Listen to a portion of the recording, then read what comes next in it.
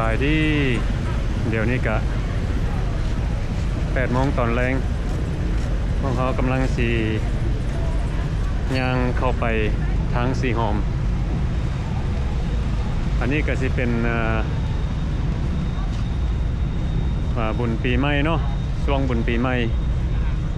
มีคนหลายรถก็หลายอันนี้สิเป็นรถเขาเจ้าเลี้ยนแถวสิพากันเข้าไปสีหอมแล้วก็อยู่แถวคิมคองเพิ่นมีบูธเบียร์ว่าซั่น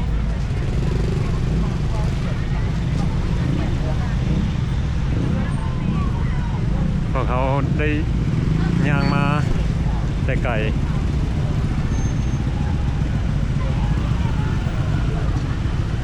โอ้รถติดพิลึกคนน่ะ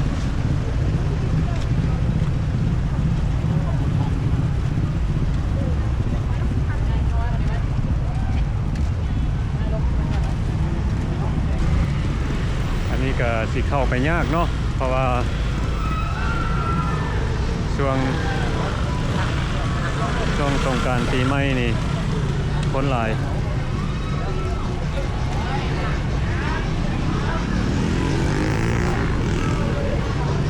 อันนี้ก็สิเป็นสี่แยกทางพุ่นก็สิเป็นวัดอย่างเนาะ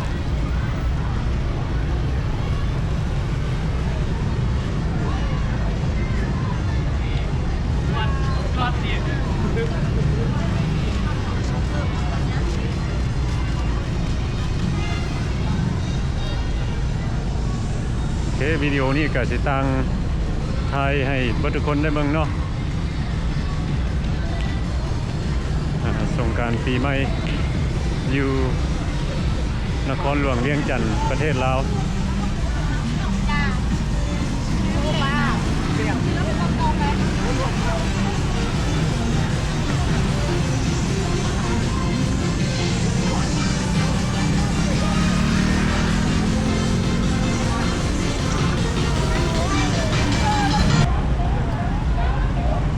เดี๋ยวนี้พวกเขาก็ย่างมาฮอดแถวสีหอมอยู่ทั้งหน้าคนก็สิเป็นแถวตลาดมืดมันก็มีบูธเบียร์แล้วก็มีห้านลำวงอยู่คนนอก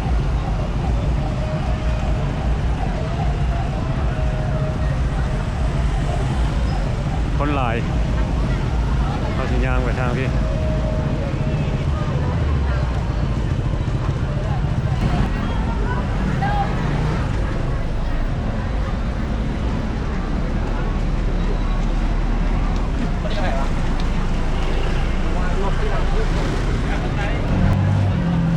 เดี๋ยวนี้พวกเขาก็ได้พากันมาฮอดห้านลอตเตอรี่ก็จะเป็นอาหารต่างประเทศ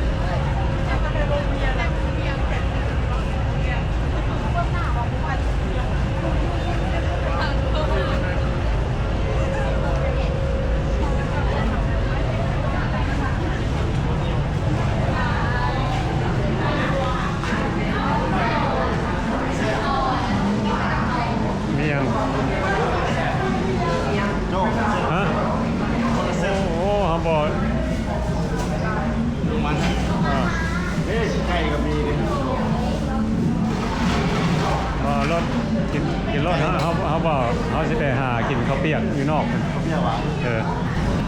หมอรัดกับตุนเป็นอยากกินอาหารอเมริกาว่าซั่นก็เลยมาแวะกินลอตเตอรี่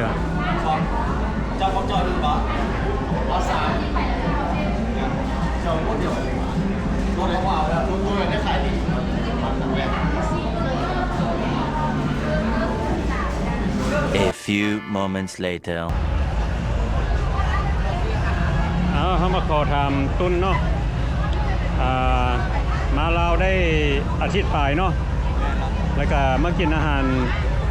ต่างประเทศนี่ขึ้นไว้จังได แซ่บเยอะแต่ก็สู่บ้านเข้ามาได้ สู่อเมริกาไม่ได้ สู้อเมริกาบ่ได้ ก็ โอ้เจ้ากินนี่ยังแฮมเบอร์เกอร์บ่ shrimp burger ฮะ shrimp burger ชริมเบอร์เกอร์โอ้มันก็มีเป็นคามโบเนาะ yeah ราคาเท่าไหร่เบอร์เกอร์เฟรนช์ฟรายกับดริงก์ ราคาแสนปลาย แสนหนึ่งบ่ yeah แสนซาว 120,000กีบ yeah โอเคก็โอเคเนาะแซ่บอยู่เนาะ โอเคอยู่ not bad not bad อันนี้แหละเนาะ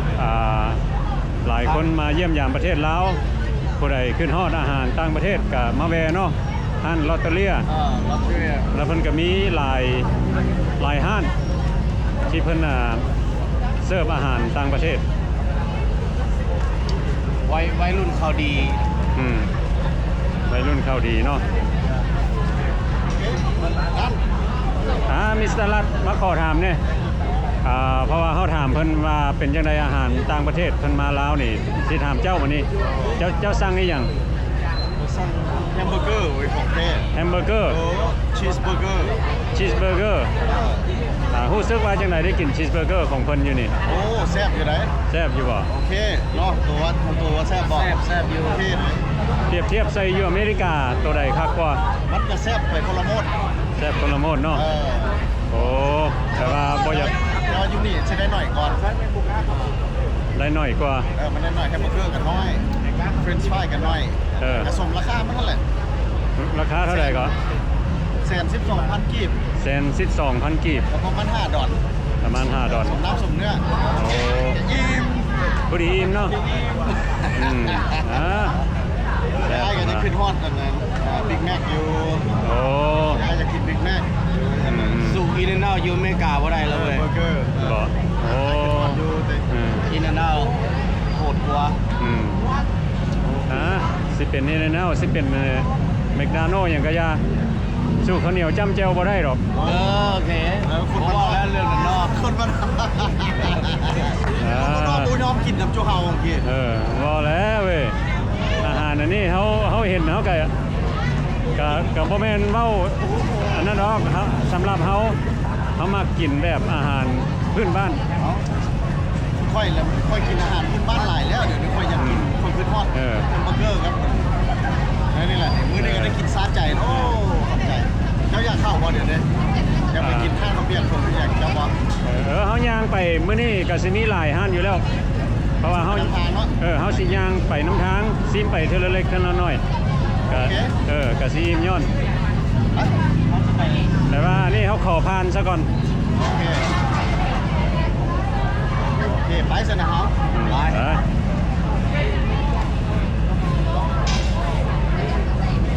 มาทางไหนเดี๋ยวรอไปหมดแล้วเห็นเมืองไปทางไทยที่นู่น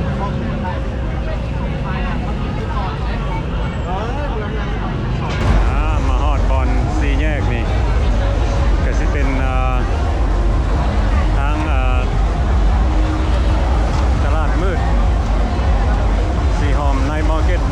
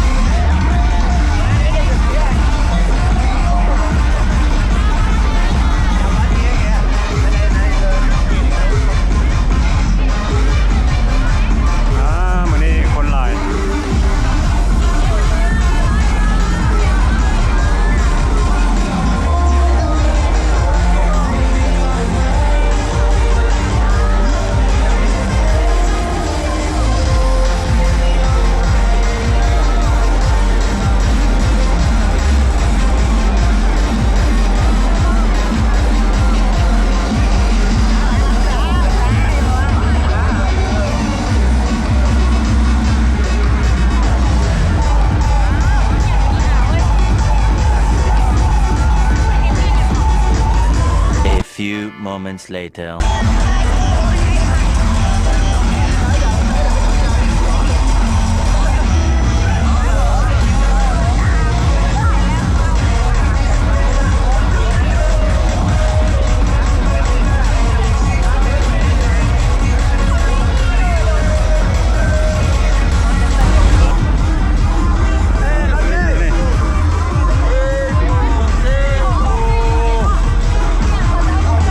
เนี่ยมีฮอดรถมาเลย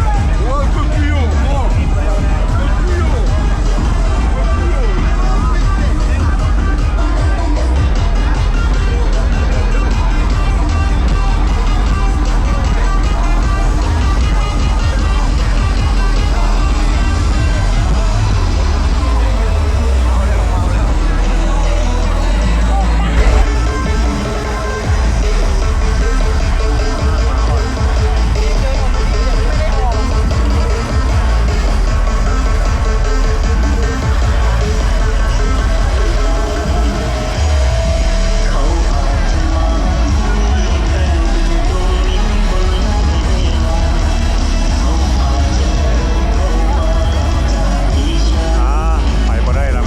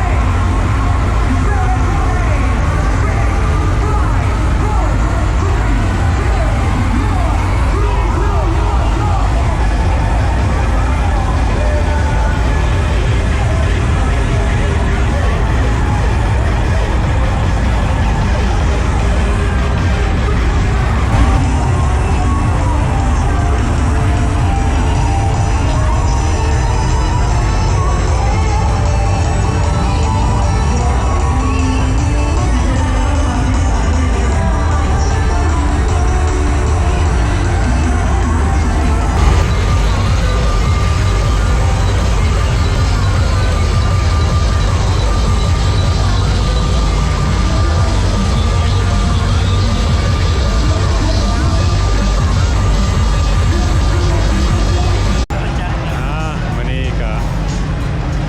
มื้อนี้ก็ได้พากันออกมายังสีหอมว่าสิทายอาหารการกินให้ทุกคนได้เบิ่งเนาะก็มีคนหลายที่ลึกไปมาก็ยากหน่อยนึงเนาะ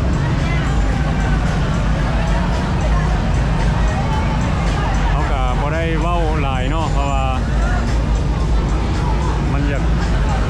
ากแซวหน่อยนึง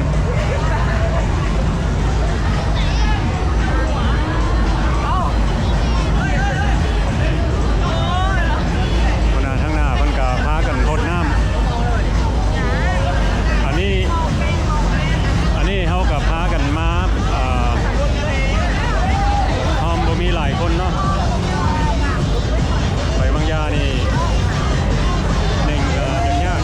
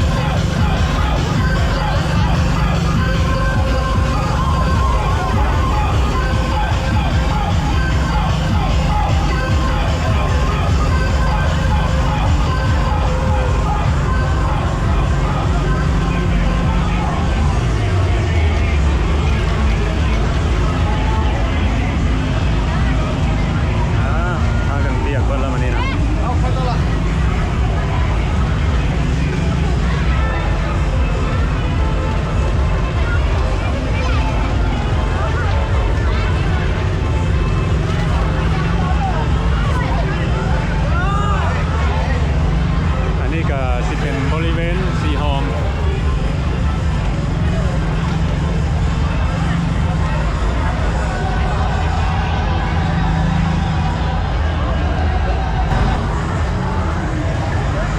ได้พากันยางออกไปซะก่อนเนาะคนหลายพี่ลึกมาทางที่กับบุมีคนหลาย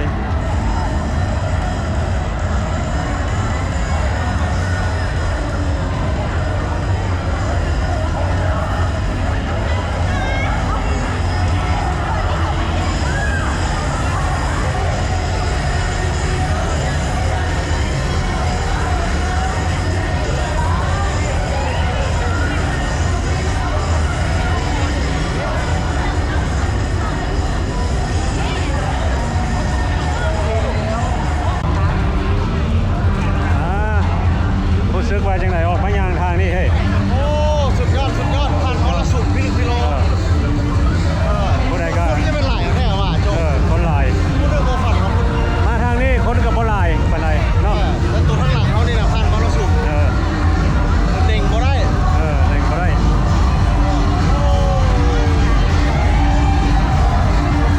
ผู้ใดก็เปียกบ่เนาะบ่นะพากันคนน้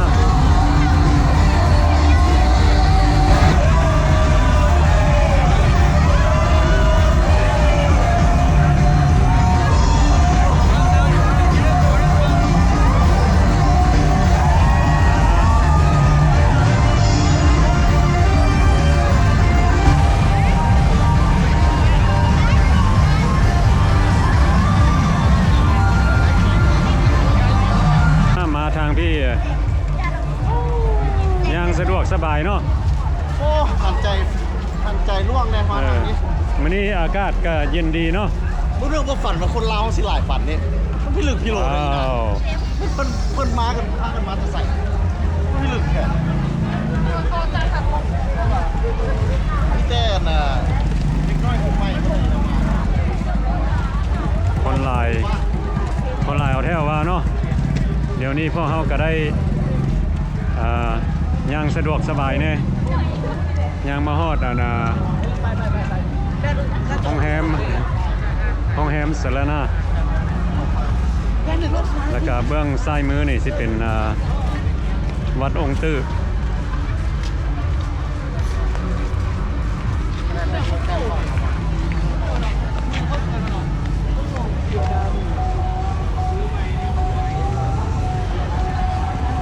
วิดีโอนี้ก็ถ่ายให้เบิดทุกคนได้เบิ่งเนาะพวกเขาไปย่างสีหอมช่วงสงกรานต์ปีใหม่มีคนหลายถ่ายให้พี่น้องได้เบิ่งน้ำกันเนาะสำหรับคนยังบ่ทันได้มาเห็น